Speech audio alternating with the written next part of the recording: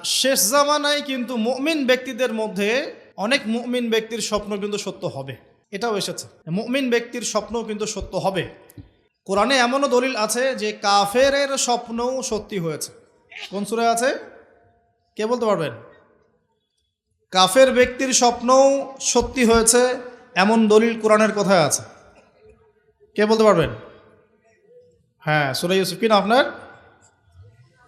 জি, আশিক। ঠিক আছে, মাশাআল্লাহ। আশিক ভাইয়ের জন্য আমাদের একটা হাদিয়া থাকবে ইনশাআল্লাহ, আপনি আলোচনা শেষে নিয়ে যাবেন।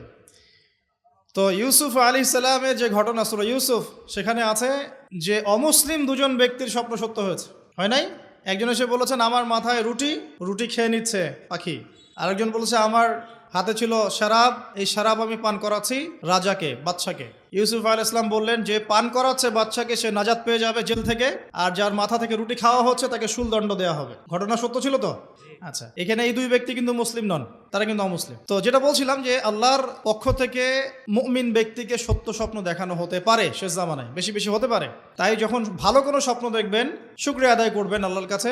আর যদি খারাপ কোনো স্বপ্ন দেখেন তাহলে কাউকে বলতে যাবেন না। খারাপ স্বপ্ন দেখলে কাউকে বলতে যাবেন না, বরং 2 রাকাত নামাজ পড়ে আল্লাহর কাছে আশ্রয় চাইবেন। আল্লাহ, আমি এই খারাপ স্বপ্ন দেখেছি, এর থেকে তোমার কাছে আমি আশ্রয় প্রার্থনা করছি। পবিত্র কোরআনুল কারীমে সূরা আলে ইমরান এর 19 নম্বর আয়াতে আল্লাহ পাক বলছেন, বা'দা আউযু বিল্লাহি মিনাশ শাইতানির রাজীম, ইন্না দীনা ইনদাল্লাহিল ইসলাম। আল্লাহ রাব্বুল আলামিন নিজে বলছেন যে নিশ্চয়ই আল্লাহর কাছে একমাত্র গ্রহণযোগ্য দিন বা জীবন ব্যবস্থার নাম কি? ইসলাম। ইসলাম শব্দের অর্থ কি? আমরা বলি শান্তি। সত্যিকার অর্থে ইসলাম শব্দের অর্থ হচ্ছে আত্মসমর্পণ করা। কি করা? আত্মসমর্পণ করা। যে ব্যক্তি আত্মসমর্পণ করে, যে ব্যক্তি ইসলাম পরিপূর্ণরূপে পালন করে, তাকে আমরা বলি মুসলিম। যে ব্যক্তি ইসলাম পরিপূর্ণরূপে পালন করে তাকে আমরা বলি মুসলিম। যেমন এই মুসলিম শব্দের সাথে যে নবীর নাম জড়িত সেটা হলো, তিনি হলেন ইব্রাহিম আলাইহিস সালাম। সূরা হজ পড়ে দেখবেন, হুয়া সাম্মাকুমুল মুসলিমিন, তিনি তো আমাদের নাম দিয়েছেন মুসলিম, এই জাতির নাম দিয়েছেন। তিনি আমাদের জাতির পিতা, মুসলিম জাতির পিতা।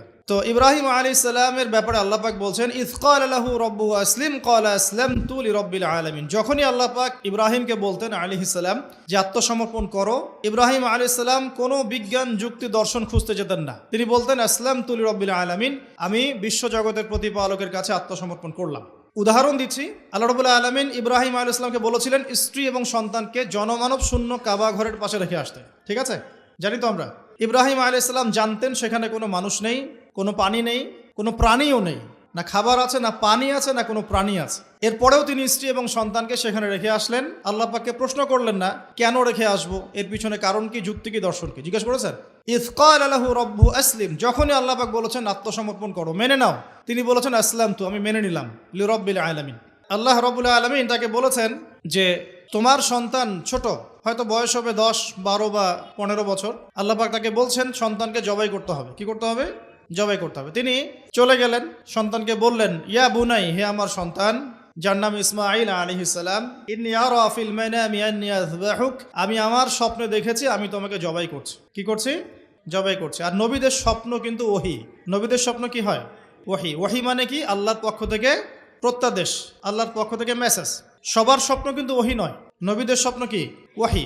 ওহী মানে আল্লাহর পক্ষ থেকে জ্ঞান, যেটা আল্লাহ পাক তার বান্দাদের মধ্য থেকে কিছু কিছু বান্দার কাছে পাঠান, বাছাইকৃত।